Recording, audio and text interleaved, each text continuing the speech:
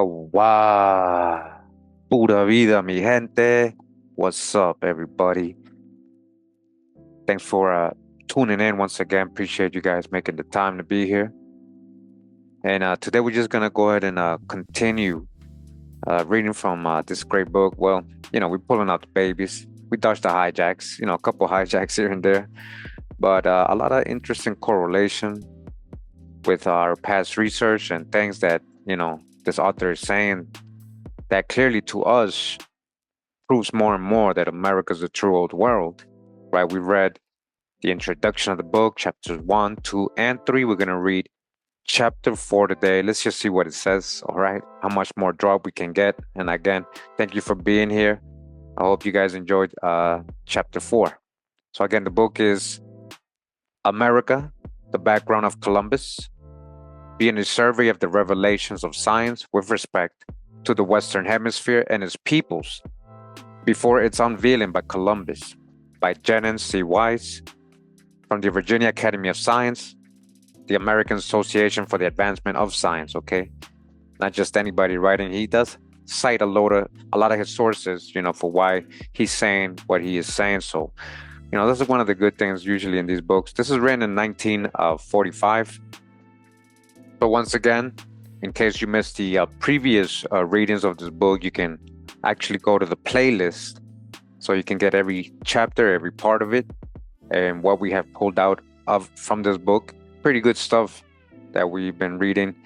And the playlist is the same name as the book, or America Being a Survey of the, Scientific Revelations and blah, blah, blah. So you can find it there on my playlist tab on my page. This is one of my playlists. All right, on my page, there's different tabs. You'll see a playlist one. Just click on that and you'll see all my playlists, including this one right here. So you can be able to catch up if you missed the previous readings. Again, we're going to go back to the book.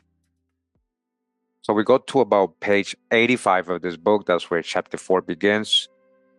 And it says here, chapter 4, the Philosophic Ark of Noah and the Aryans, or the nobles, the wise men.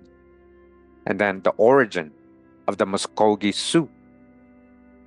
Okay, that's the name of the title. So let's see, it sounds pretty interesting. It says, the harp that once through Tara's halls, the soul of music shed, now hangs as mute on Tara's walls, as if that soul were fled. So sleeps the pride of former days, so glory's thrill is o'er, and hearts that once beat high for praise, now feel that pulse no more. All right, that little poem.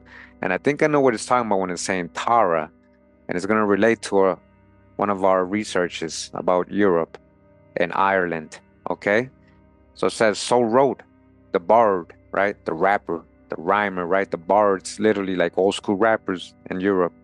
In all, many parts of the world, actually. Even in the Americas, we had bards, our own bards. So wrote the bard who with the symbolic shamrock before his eyes pondered the history of Erin, whence the lyre fell had been taken from the holy shrine of Tara. Okay, there's already a lot of drop right here in this first sentence. So we're talking about the shamrock. Remember what it told us in the last chapter, that it has something to do with the Americas, but it was a symbol used in Erin, right? Remember he was comparing the Erin with the Iri and the Erie land, or the Ireland in the States, the Erie people, or the Erie Lake, or the area right there. And now he's talking about the lyre fell. I know you guys know what that is. That's Jacob's pillow. That's that stone, the coronation stone. Let me remind you. If you guys remember my other video series I have, Ancient Israelites in the Nations of Europe, we went all over that. Right, the whole history of what they're talking about in Tara, the hill of Tara, who's it named after, who's Tara, remember? And the lyre fell, or Jacob's pillow, and how that's the coronation stone, literally same as in the Bible, Jacob's pillow. As you guys can see here, part 4 even goes into it. And the line of Sarah, son of Judah, the scarlet thread and all that. You guys remember? Olam Fotla, and the Irish Annals, or Jeremiah. That's Jeremiah. They're about to mention this. Now, what they correlate, I don't know. Tara. You guys got to remember who they named that after. That place in Ireland. Who's Tara. Check out the playlist if you haven't seen it. This is a great investigation. And we're not done. So coming back to the book, right? The lie of Fel had been taken from the holy shrine of Tara.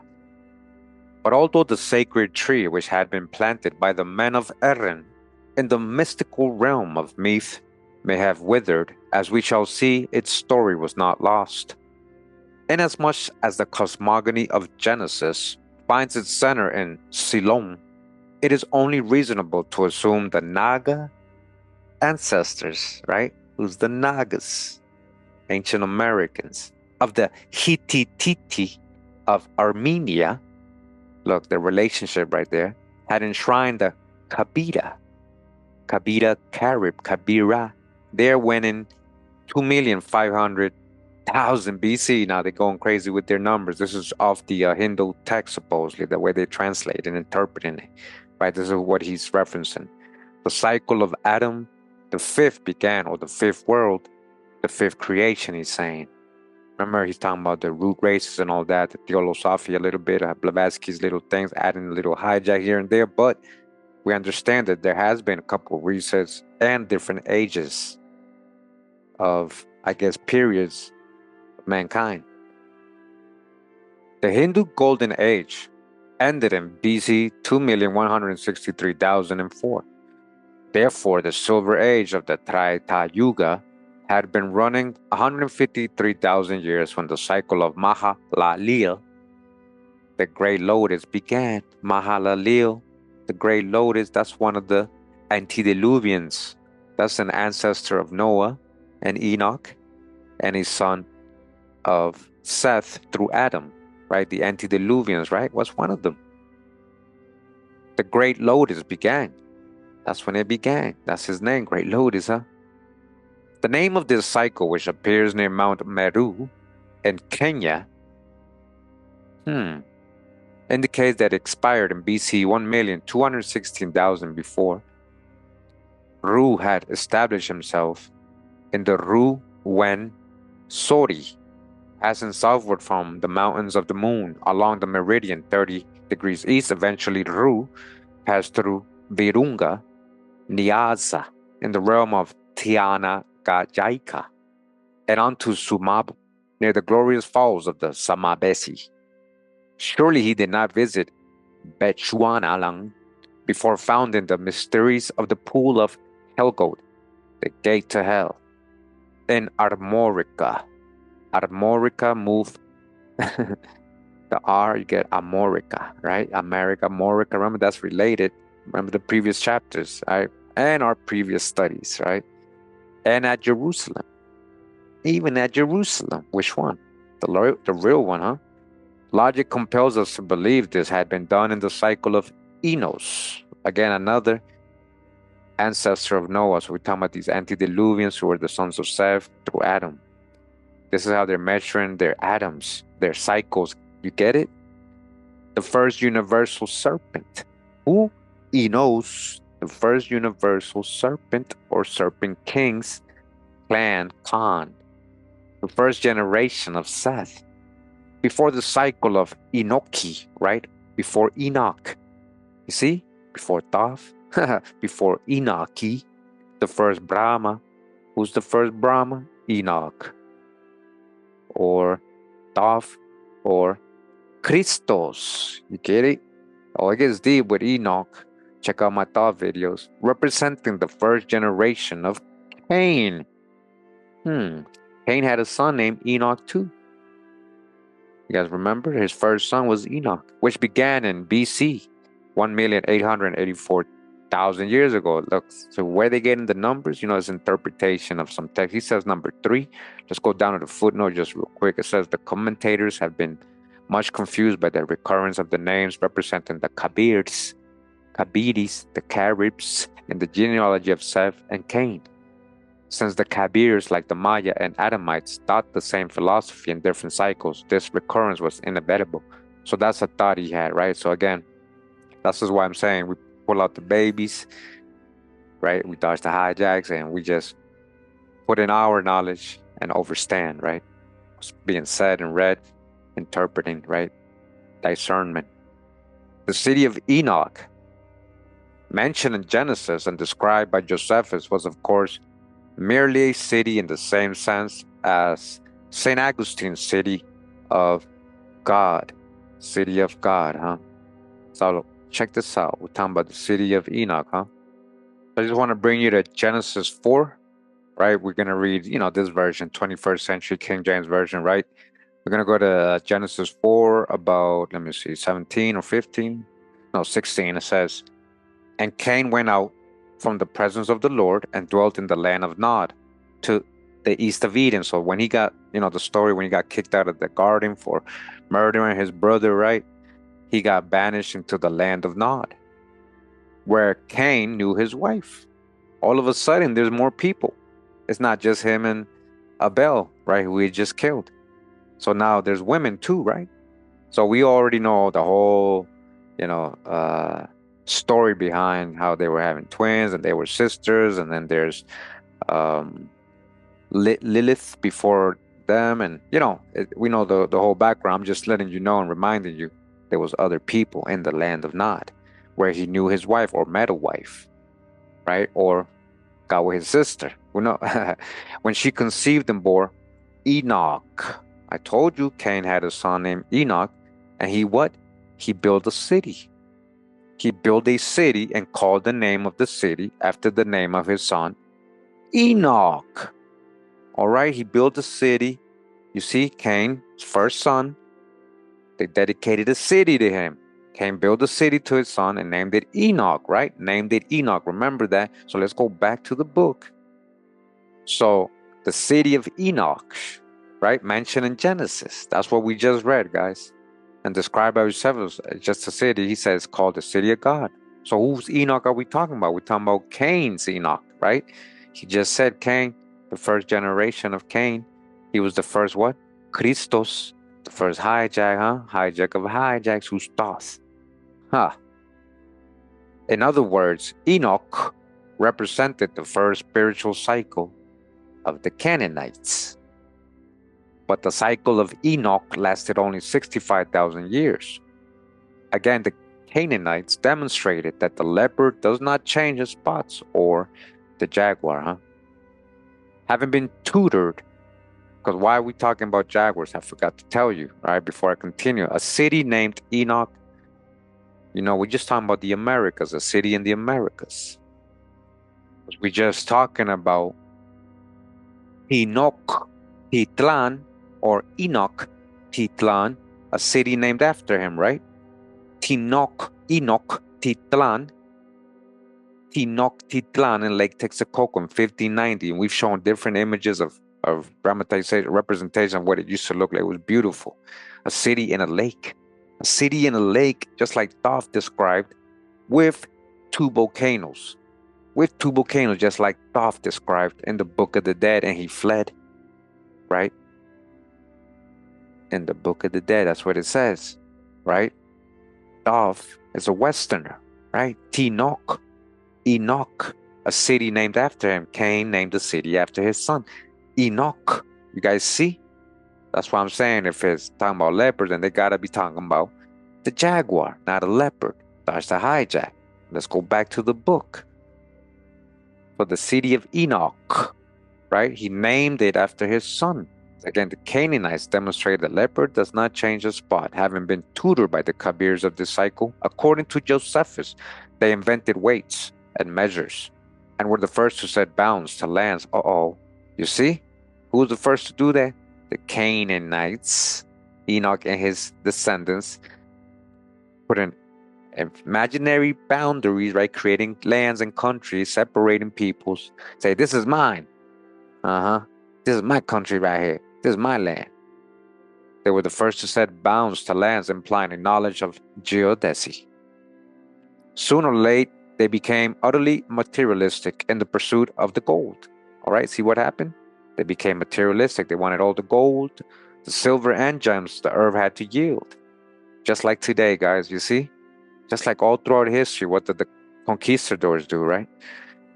And everybody else that's chasing that gold, that pot of gold, right? treasure chests, right? Gems, silver.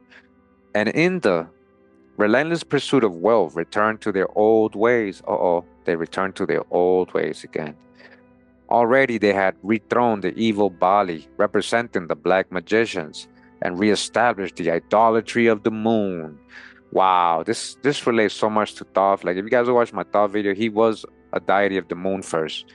And sin, literally, God sin, like sin. We read that. When the cycle of Lamech began in BC 1,632,000. We now come to a solution with the aid of Gia's graph of the great mystery which had ever surrounded the origin of the Aryans, with whom the Indo-Germanic languages has been identified. So these languages come from the so-called Aryans. Aryans mean noble. Deep researchers show that in truth they were not a race, like I just said. See, guys, this is what I'm trying to tell you. That I know he was about to say that. The Aryans is not really a race. It's not about white folks or white skin or red, blue-eyed people like with blonde hair, like how they made you think. Again, Aryans, noble people, wise people. Deep researchers then showed that in truth they were not a race, but constituted a secret brotherhood. All right, now that's something else, just like a so-called Phoenician. Not really a race, but more like a brotherhood of seafaring navigators who knew how to navigate the oceans. That's science too, of astrology, knowing where to go and reading the stars. Who spoke the hieratic tongue of the Arya or Adepts, who had inherited the universal primordial wisdom philosophy. All right, wise people, like I said, embodied in the serpent cult. Remember, the snake is seen as wise, as knowledge. Where did they get this from, these Arya people? From the Naga Maya Adepts. The Naga Maya Adepts, all right? You see how all this correlates together? Who your civilizers coming out of the ancient Americas? Who are the Nagas and the Maya? Same people, right? Coming out the same source. The Naga Maya Adepts, represented by Ru. Remember Ru, North Atlantic continent, North America, and the story in the Hindu Vedics as Ru. That's who's representing the Naga Maya Adepts. And that they had tutored the so-called Indo-Europeans. Who taught who? Indo-Europeans, constituting the progenitors of the present race. And then the Negroids in the equatorial zone. What Negroids?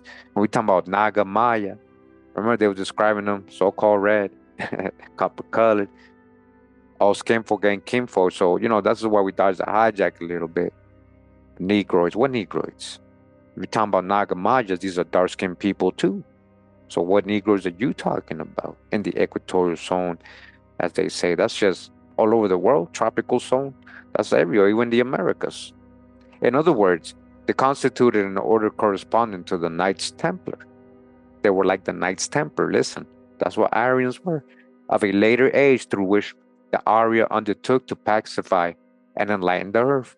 These Naga Maya Adepts, they were like, so-called Aryans, Naga Maya Adepts, so-called Aryans. All right, they what? Pacified and enlightened the earth. Therefore, they have ever been associated with the Hana, the ever-widening circle of light that spread over the earth like the dawn. Accordingly, in the Mahabharata, the history of the Aryans, Rama appears in the three aspects of Balarama, Parashurama, and Rama Chandra or Rama Lunos. Thus, they correspond to the three strides in which Varuna, the dwarf avatar, stepped off the heavens and the earth. Already we have seen that Noah, who in Genesis is described as the son of Lamech, or Lamech, right? Lamechi. You see that? Lamech or Mechi. Chi, huh? Mechi, huh? Like Mexico or Mexica or the Chi people, huh? And the 10th generation of Adamites. So see, this is who they were calling Adam, the fifth Adam, the sixth. They were just the descendants of Adam. the ones in the Bible that he's relating to. Okay? So he was the 10th in the generation of Adamites, Lamech, and in the 5th cycle, and to the Greek Ea, the earth ark. We're one and the same. It's all the same story. The so-called Greeks, what Greeks? A lot of Greeks are Israelites and Hebrew people. Remember? So of course they're gonna carry on the same story, and then who? So what's going on? Let's go back. We was talking about just some Nagamayas, right? So-called Aryans, Lamech or Adamites, so-called Greeks. You see, we're what? We're one and the same. During the Enochian cycle, which began in BC 1,450,000, the virtuous Kabirs, represented by Lamech, begat out of the earth various Adamites, represented by the progeny of his 2 wives. Wow, so Lamech, this is Noah's dad. He had other brothers and sisters, right, that spread through the earth. Listen. Out of Ada, representing the red Indo-European so-called red, who's the red man, you see, evolved Jabal and Jubal. They own their name to the Aryan god Baal, whose name appears in Balarama, who also was the Norse Baldur, the son of light, and the Greco-Egyptian Belus, or Baal, you see. They were spreading the hijack, the son of Hera, the earth. So where's the Tower of Belus, or the Temple of Belus? It's the Pyramid of Cholula. It's the exact copy, according to, what's his name, the French, Alexander Humboldt, okay? So continuing, because the Aryans originated in the Arctic assemblies where Baal was first enshrined, the word Bali in Irish implies a town, such as Ballyshannon, look, Baltimore, Balbriggan, Balnagown, Balmoral, and countless other Scotian shrines. It's the etymology, right? The origin of words. Equally well preserved is the name of Baal throughout Scandinavia, France, Italy, and Germany. From the Baltic, it may be traced to the Balkan, the Balaclava in the Crimea, and Mount Baris and Ararat in Armenia. From Isomfa, Sembla, that was the northern continent of the Arctic, the trail leads throughout Siberia to the peak of Armen, 60 degrees north, 150 degrees east, in the Marathi of Kamchatka, and southward to Balochistan, Balkhan, and Bamiyan in Afghanistan. All right, you see, he's correlating all these places, meaning the same thing, and Balampur in India. Accordingly, Genesis and Josephus together identify Jabal as the nomads of Ethiopia, which included Asia Minor, Arabia, Egypt, and Abyssinia. All right, you see, who's one of their progenitors. On the other hand, Yubal, to whom the Abyssinian Yuba traces, represent those who first adapted music to religion as a means of quelling the beast in the breast of men. Referring to these Aryans, a great scholar recently said, Indians and Iranians who are descended from an Indo-European stock have a perfect right to call themselves Aryans, but we English have not. You see what I'm saying? He's saying, hey, it's not about complexion, not because just you're white. He was saying they actually probably more Aryan than we are, according to what they're interpreting here, right? Like the poet Moore, Grierson was familiar with the record inscribed on the stone of Clophenlock by the migrant ancestors of the Gaels, or the Gauls, to this holy shrine in the ancient realms of Islay and Meath, and also with the implications of Tara. All right, here we go. We're talking about the lions of Judah and Jeremiah and the daughters of Zedekiah. Okay? Along the west coast of Scotland, the name of Rue is well preserved. Here was that ruined shrine on the sacred island of Iona, 56 degrees 25 north, 6 degrees 30 west. The serpent cult of Io Sinfa Sembla. But the memory of the vanished realm of Iskalon or Avalon, that was in the Americas, guys, is also preserved in Islaya, which is common to Erin, and Britain is Islanda, Friesland, the Faroe Islands, Friesland in Germany, Is Urtil in France, Istanbul in Turkey, Is Sea near Jerusalem, and Is in the region of Aram at the mouth of the Tigris. Still in Shakespeare's time, the old Cornish mysteries enshrined by the Naga ancestors from Corn, huh? Cornish in Ireland, the Naga ancestors of the Gaels at Iona. The Gaels coming from what? The Nagas at Clofinloch in Islay and Tara and Meath were being enacted on the Python Brown in Land's End, with the Cymric, the Sumerians, manuscript translated into Latin by Nunius during the 9th century of the Christian era, and the works of Florence of Worcester and Galfridus before him.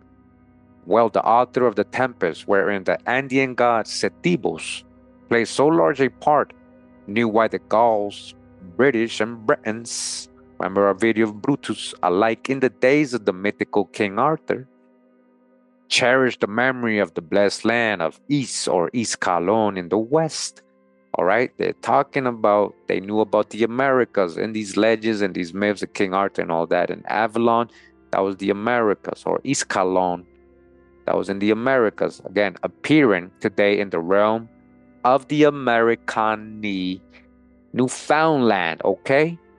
That was in Americas, I just told you, okay? In the days of the mythical King Arthur, right? So Newfoundland, the name Avalon or Iskalon appears in Armoric of France, at Avalon, at Avellini or Avellini, and Ascalon in Italy, Iskalon, the port of Jerusalem, and also born by the ruined city of Iskalon near which Jerusalem arose. Wow. Huh. So modern Jerusalem arose from a city called Iskalon, huh? Also, we know that Melchizedek, the king of Salem, in the cycle of the eponymous Abraham, was merely the hierarch of the Kabiri, Karbidi, enshrined by the ancestors of the Nazarenes in the caves of Carmel and at the mystical pool of Siloam, above which eventually the Hittites reared the city of Jerusalem. Therefore, when James Geikie charted the Pliocene land bridge of hell like Ninnius, Spaimont the Wise, Florence, Galfridus, Snorre Sturluson, Bacon, Raleigh, Shakespeare, Moore, Hutton, Smith, Murchison, and Liel, he understood the nomenclature of sweet Innisfallen and the so-called Stone of Destiny. This is Jacob's pillow, the coronation stone that all the European monarchs in the British House have sat upon when they take the throne. That's Jacob's pillow from the Bible, brought over by Jeremiah, aka Olam Folam, and his daughters and the rest of them. Look what it's going to say. So in the so-called Stone of Destiny, which was brought to Tara by Jeremiah, from the Bible, Geikie, like the prophet, recognized the lotus of Pharaoh, which we may assume had been conveyed to Siloam by the Scoti of Iskalon. Thus, again, the necessity is seen for abandoning the old historical point of view from which only the wisdom of the Holy Land is envisaged, okay? Following the appearance of the Aryans, their cult was transmitted to the Mongoloid type. Listen to this, man. So, following the appearance of the Aryans, their cult was transmitted to the Mongoloid? There wasn't such a word back then. The territory of Mongolia got its name very recently in time, and then the people under it called Mongols, but Mongol meant great or great empire, all right? Or, the greatest. That's what literally Mongol meant, guys. So that's why we dodged the hijack a little with the race stuff here. But let's see what it's going to say. It says transmitted to the Mongoloid type, or maybe that type of people that they eventually started calling, right? Was this the Khan, the Genghis Khan people, the Russian, original Russian? Who are we talking about here? Type of man who had appeared in the Arctic zone and furnished the ancestors of the Eskimo, what people tried to call Siberian, right?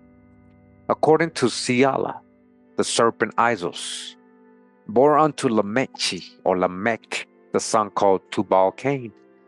So now when we talk about Lamech, well, we were talking about actual on the line of Cain. My fault, it wasn't Noah's descendant. They had the same names on Noah and the descendants of um, Seth in the Bible. Okay, so this whole time we were talking about the ones descended from Cain when I was saying that. So Mal-Jahil and Enos, he had all these sons too, which is kind of weird that Seth's children also were named the same thing. Either way, we're gonna figure it out, right? If we can one day, right? So this was merely Tubal-Cain. See, look who he's calling the Mongoloids, right? The people who look what, like a Siberian person, what people think Asian is today only. So the Isis bore unto Lamech the son called Tubal-Cain, who supposedly, Tubal has a lot of history, mythology. He taught women how to put makeup, instruments, and all this other stuff, right, to men. This was merely the eponym applied to Mongoloid Turanians. So Tubal-Cain, huh? So I told you back then there was no word of Mongoloid, guys. That's what I'm saying. Or you're talking about Turanians, Turan. The description of Tubal-Cain in Genesis as the instructor of every artificer in brass and iron. See, he taught people how to work metal, create weapons too. At once identifies the Turanians with the Copper Age, which began in BC 1,299,004. So now we got to drop here, right? We got to dissect what's being said. We talking about the Copper Age. What do we know about the purest copper in the world that was mined in ancient times? We're talking about Michigan copper. We're talking about American copper, the most purest copper in the world that they have found with the Minoans bringing it over. They have found in ships in Europe. That's what helped create the Bronze Age. I mean, we've gone over this, guys, right? Copper, the most purest coppers from Michigan. And there's a mine there, an ancient mine that they'll tell you. Look it up, Michigan copper. You'll see Wikipedia page pull up, but we've done the actual research and shown the actual people, verified historians, and college professors stating this from Michigan, right? So, continuing, consistently, Josephus described Tubal as an irresistible, lustful warrior who delighted in all manners of manly sport, but particularly in war, all right? The descendants of Cain, look what they're doing, but which means he gratified his intolerable desires. Therefore, he has been identified with both the Roman Vulcan and Mars, the god of war. That was Tubal-Cain. All right, became deities. This is what I've been telling you. The sister of Tubal-Cain was Nama, of whom nothing is said by Josephus, in addition to what appears from Genesis. This for a very good reason. What happened? What's up with her? It says the Aryan Mongoloids. So this branch of nobles, great noble people from Cain's line, were common to the entire Arctic zone of Ruta, from which the Indo-Europeans had conveyed the language of Queen Mu to Scandinavia, just as the Quiche, crestals of the Queen, Quiche, crestals of the Queen, bore it to Guatemala. Come on now, guys. You see all the correlations making with stuff we already know. So who is Guatemala? That is Buddha. That's his first name. And I told you when you add Guatemala, just put LA, you get Guatemala. Okay? So this is kind of deep. I just want to break this down. So, guys, again, picture this. When we're talking about, don't think like white, Siberian, like all these original people were very dark. Even the original Eskimo and Turanians and all these people they're talking about here. All right, that were in the Arctic zone of Ruta, ancient, very ancient times, North Atlantic continent that connected to the British Isles, remember? from which the Indo-Europeans, they were calling them red earlier, so-called noble secret society wise people, had conveyed the language of Queen Mu. They what? They brought the knowledge of the Mayas. That's Queen Mu from the Mayas, right? To Scandinavia, right? Where you came mythology over there with Thor and Loki and all these people, right? Wotan. Just like the quiche or crestos of the queen, the crestos of the queen, the shrine of the queen. Remember, crestos, what it means is not the same as Christos. Bore to Guatemala. Just like the quiche, the Maya, what? Showed it to Buddha or the Buddhist, the Brahmins, Brasilia, Guatemala, Brasilia, and Peru. Therefore, Nama represented the Noachians. Nama represented who? Noachians? That's Noah, right? Like another way of saying Noah, descendants of Noah, Noachians of North America. So, a branch of Noah's descendants, right? Because remember, Noah's the progenitor of 3 different people that supposedly had all the humans of the earth. So he can be talking about the Japhet part. He can be talking about the Hamite part. He can be talking about the Shem part. But we're still in the true old world, North America. I told you, what if we seen it in reverse? You say, oh, those are Mongols or that Asian look. What if that came out of the Americas before it was all over the world, and in Asia specifically, or what you call only Siberia, who were a what? A mixture of the Naga Maya, Indo-Europeans, so a mixture represented by the pre-Aryan Algonquin of Nova Scotia. Algonquin? A mixture, you see what's going on? We pull out the babies and we try to discern what we're reading here. Of the Nova Scotia, New Scotland, no, Nova Scotia doesn't, the Americas, right? Nova Scotia, Nova Scotia, Algonquin, they're Scotian kingsmen who are related to the Scots, the ancient Scots, or Scotian kingsmen. Okay, you see what I'm saying? There is a pidgin language that is Basque Algonquin. They understood, the ancient people who spoke ancient Basque, when they started coming in from Europe, they were able to speak with the Algonquins guys. Who are the Pigs? Who are the Gauls? Who are all these people? This is what I'm trying to explain to you this whole time. The clans of the Chatan, the cat people, Erin or Iri, the cat nation, same thing. To this mixture trace the Muskogi. The Muskogi, huh? That's what he's saying, which is more of a language, who eventually came to occupy the Gulf states. The mixture, through this mixture, wherever there's Naga Mayas, there's Algonquin, there's a lot of stuff in here. Now you got the Muskogi, huh? He's saying, right? We again pull out the babies, right? Who eventually came to occupy the Gulf states. I just want to see. So Miami appears in both Ohio and Florida. That's true. It does appear in both Miami and Florida. There's the Miami actually in Ohio, the tribe, right? So remember, Naga Maya, Miami. You see the correlation, Miami, Maya and Ohio, related to all these people, eventually going down, part of the mound builders, right? Just like the Muskogee, part of the mound builders. I mean, there's a lot of stuff probably being left out of here, a lot of context, but it's very interesting, right? So it's following then came the Aryan Dakota.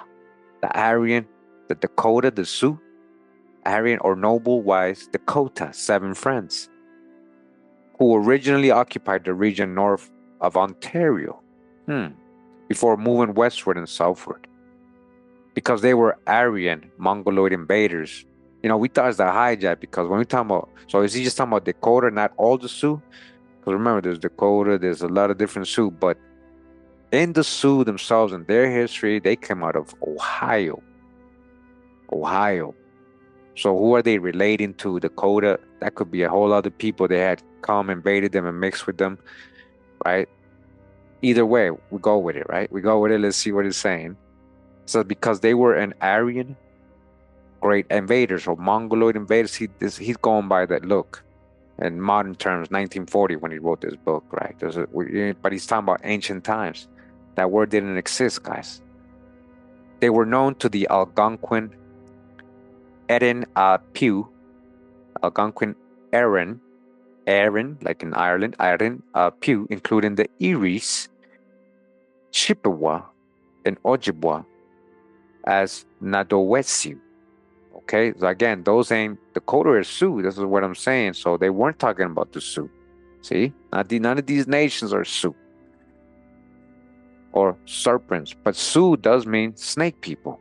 So all of them, they might be related in ancient time, breaking off, right, mixing with other peoples, implying not only wise men, right, serpents, wise men, not reptilians, not aliens, but strangers, and by metaphor, enemies.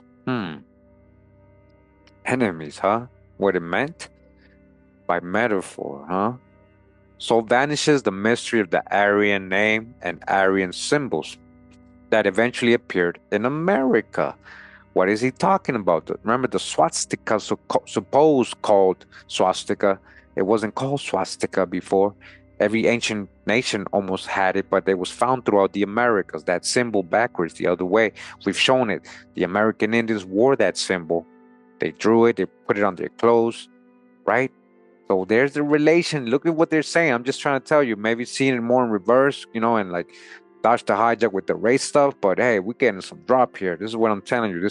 A lot of this deep down, it can make sense with your soul and the correlation and the research we've done before. We pull out the babies, right? In short, the American Aborigines, like the Hindu Aryans.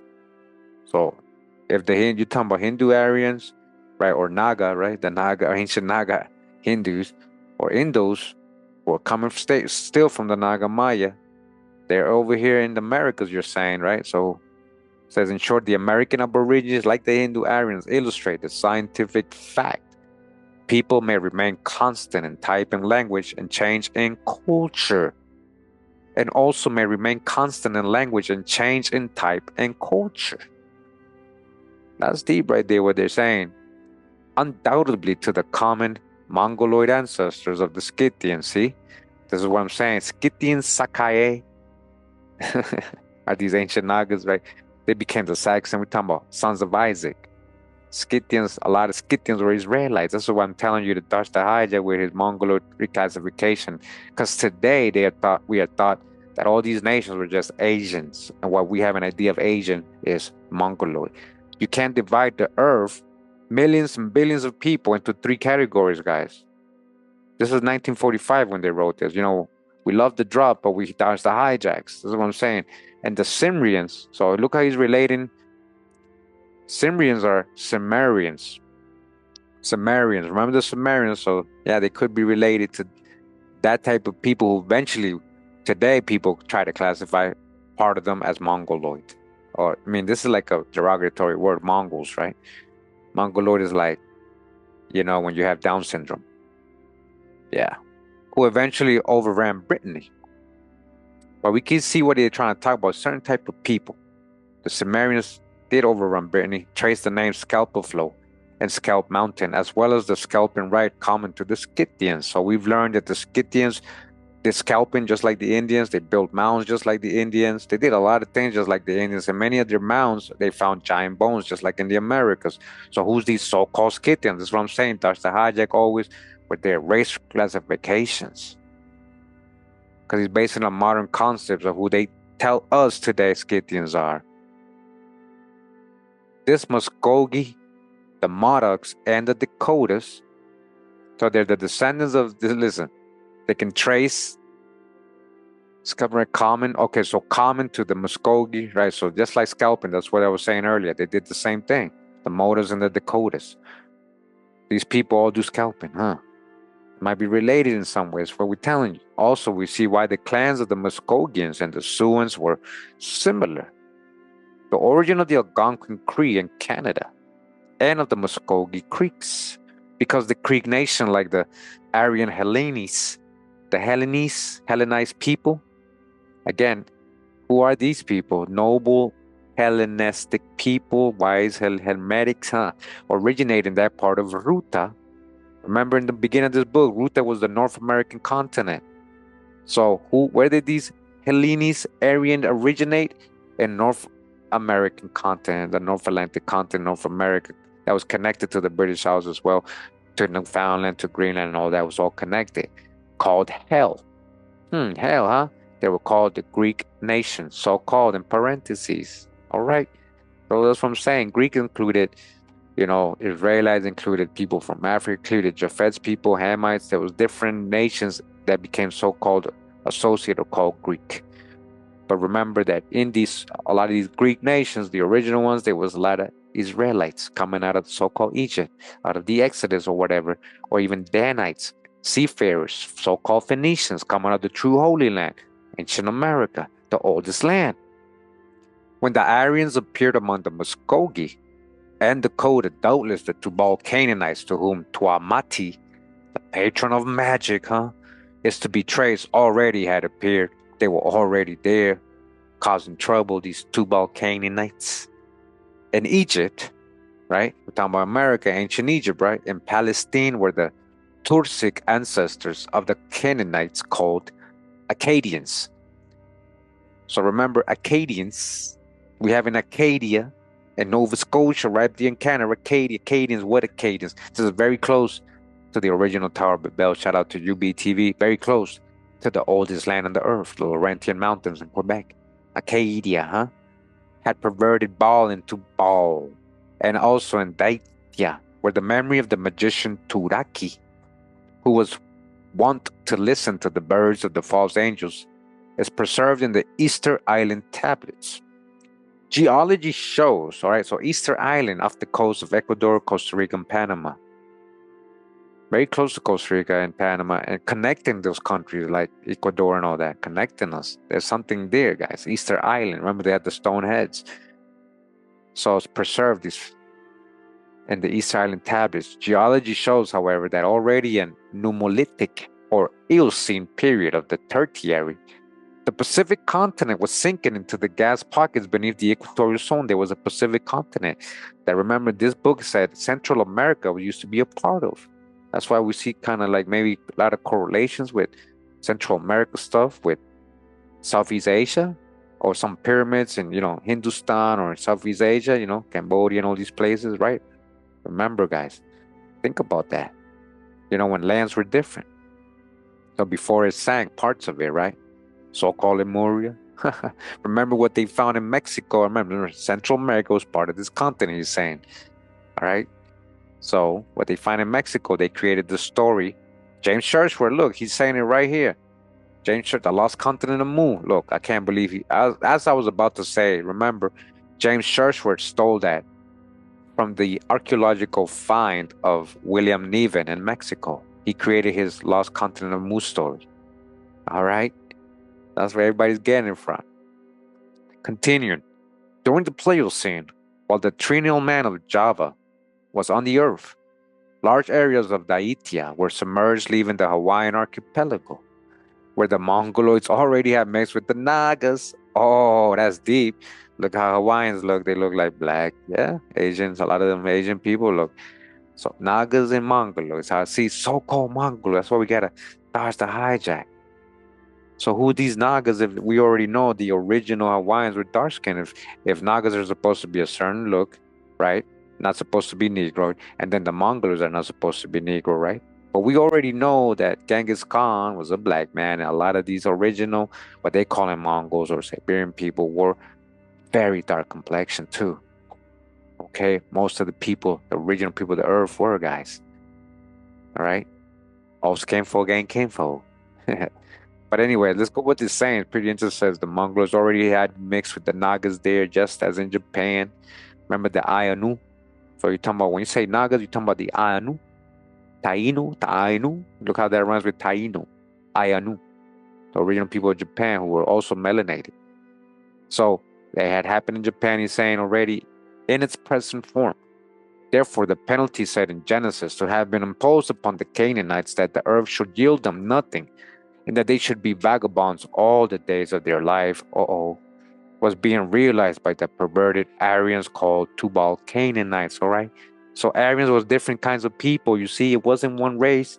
Aryan just meant noble or wise. But then there was a bad part. There was a bad apple of Aryans. Look, the Tubal-Cainites, as well as their predecessors in Daitya, in inevitably as that part of the Pacific continent, which Panama was formed. Listen, that was part of the Pacific continent that sank. I told you, Central America, they're saying, was formed, detached itself from the Galapagos group. See, the Easter Islands were connected. Panama's right is connected to Costa Rica. So we're talking about the same thing. All of Central America. At one point, Laurasia and South America, Gondwana were not connected, guys. And then this continent split and then left remnants of it, and they became Central America. That's what they're saying here, kind of like the idea, right? So, inevitably, as that part of the Pacific continent of which Panama was formed detached itself from the Galapagos group, Easter Island, and the Hawaiians, like all that was one land, right? We were all connected. Look, Central America, Hawaii, Easter Island, the Galapagos group, come on now. And united Ruta with Brazil. And united North America with Gondwana, huh? There would have been migrations from Daitya.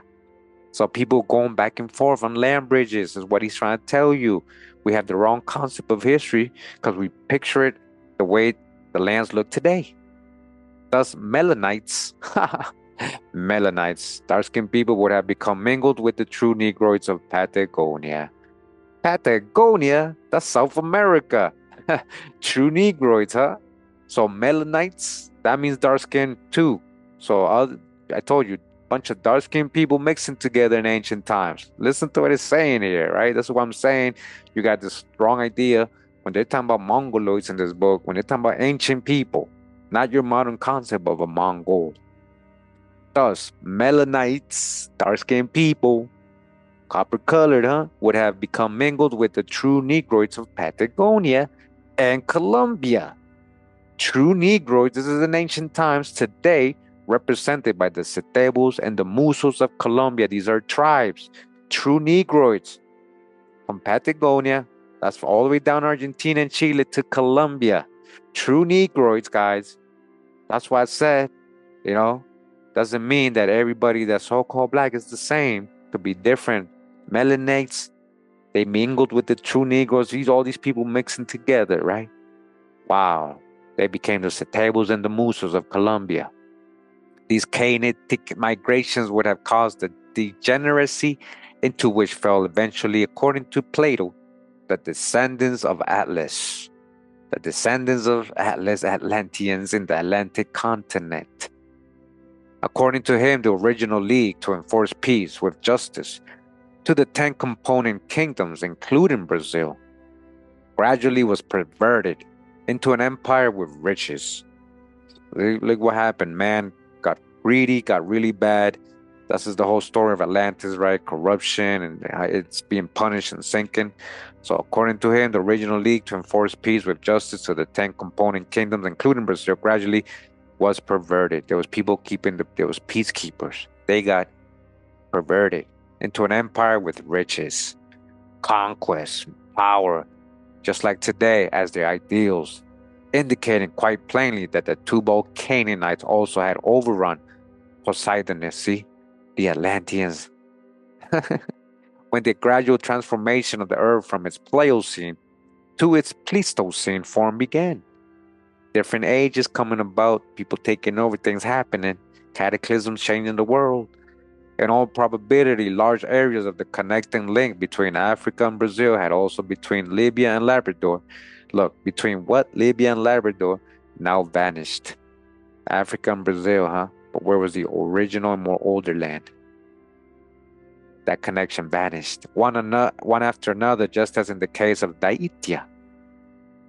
Noting the sign of the impending cataclysms that was to tear the Atlantic continent to pieces, the degraded Atlanteans, so-called degraded, what happened? Naturally, would have sought a refuge in Libya. Some of them ended up in North Africa. Thereupon began the conflict between the Aryan Libyans, including the Hellenes, and the invaders. All right, discernment, which was not described in the Critias alone. All right, so some of the stories of the Greeks, he's saying that's part of it. And remember what we've already learned about these mythologies of the ancient Greeks. They were talking about geography and a people associated or in America, associated to or of real people in America, okay? In a fragment of a work of Plato's contemporary, Theopompus of Chios, an initiate of the Kabiri, this is what I've been saying, Karibi Kabiri, see how it's now? Karibi Kabiri, the mythical Silenus, representing the ancient wisdom of Greece, tells Midas, representing the Medes of Lydia, how the fierce warlike Mashimu, to the number of 10 million from an immense continent in the west, overran the region of which Europe was a part. And that's the story of Plato, right? The so-called Atlanteans coming over to so-called Europe and North Africa and Libya. Lydia, actually not Libya, but Lydia. So 10 million strong, huh? From the Americas, huh? To them he applied the historical blind of the name Meropes, Meropes, derived from the astronomical Merope. Twice as large as the Greeks, with lives half as long. Twice as large, tall people. Just like they're finding in the mountains, right? They took our giant video, they cut us up yesterday when we were doing our giants video. Number 28, we got so many already, right? In the Americas. So they were twice as large as the Greeks, with lives half as long. They lived longer. In their vast country, there were two cities, that of the warlike Mashimu and the city of the peaceful Euseus. When the invaders came to the region of Hell inhabited by the original Hellenes, right? Remember that was in Ruta, or the North Atlantic continent, which was a very large part of North America. The original Hellenes, to whom Plato ascribed great virtue, despising the Aryans for their sanctity and not deeming their country worth having, they withdrew. The cephalic indices, shows the Mongoloid or Ural-Caspian and Mediterranean skulls eventually appeared in every clime, including America.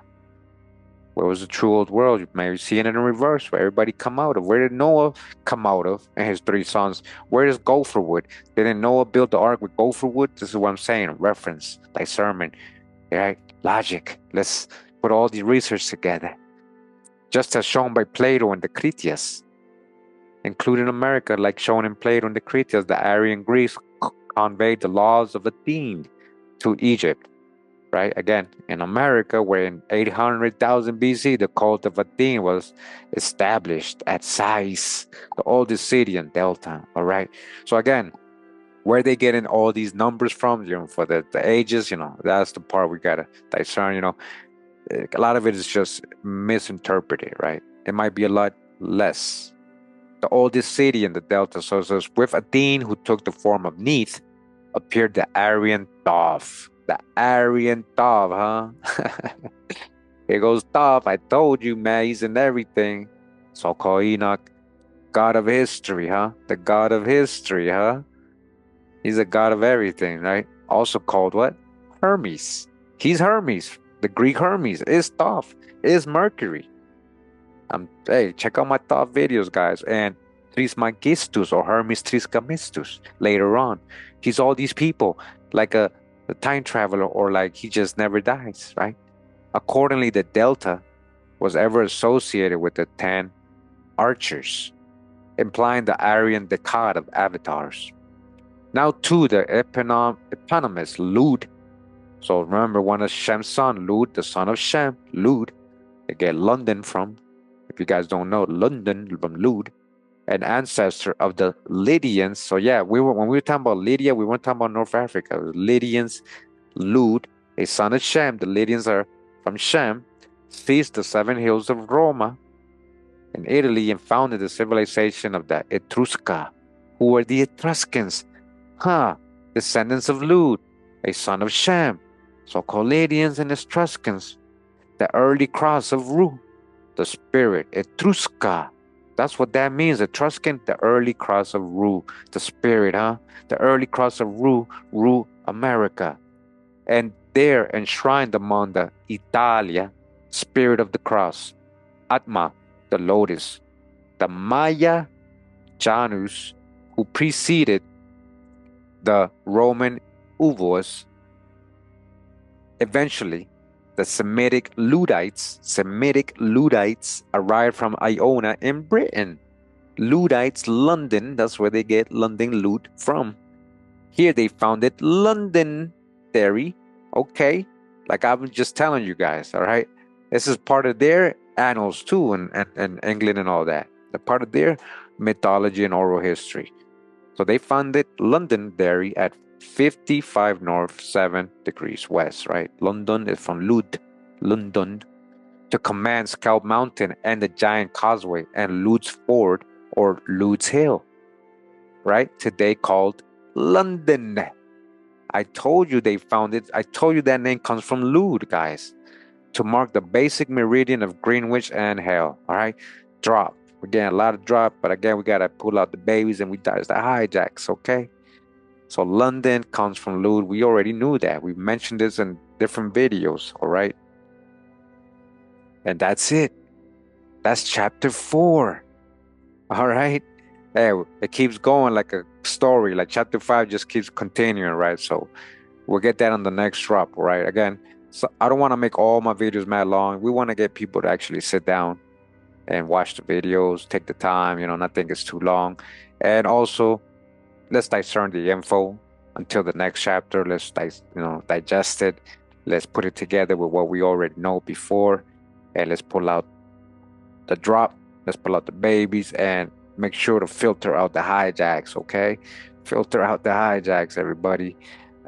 Again, this was chapter 4 of the book America, the background of Columbus, being a survey of the revelations of science with respect to the Western Hemisphere, right? The Americas and its peoples before its unveiling by Columbus, by Jennings C. Wise, Virginia Academy of Science, American Association for the Advancement of Science. All right. I hope you guys enjoyed today's reading. I thought it was pretty cool. And if we're going to continue, don't worry, we're going to try to get the whole book, little by little. I hope you guys enjoyed it and found it valuable and maybe put something together with your knowledge, right? It's pretty crazy. I with my knowledge, I'm seeing so much, right? I'm seeing, like a lot of this stuff I already thought about, but it's just the way people say it in her time, or his or her time, 1945, and the way they're interpreting. But, I read between the lines, I hope you do too. All right. Thanks for sticking around with me, reading this chapter with me all the way to the end. I appreciate you guys making time for that and staying all the way to the end. Thank you for that. Thank you to all my longtime supporters. Thank you to my Patreon supporters, my channel members, my moderators. I appreciate all of you guys. And, if you're not, if you're here for the first time on the channel, just have an open mind and please try to catch up on all the videos. We've been here 8 years, over 1,200 videos. And so you can just see why we talk or why I say certain things and what we know, what we have proven. So with that we have proven, we grab this info and we discern and we put it together, right? That's why. Okay, so thank you again for your time. Appreciate everybody that came through. Much love and respect. Pura vida, mi gente. Wow.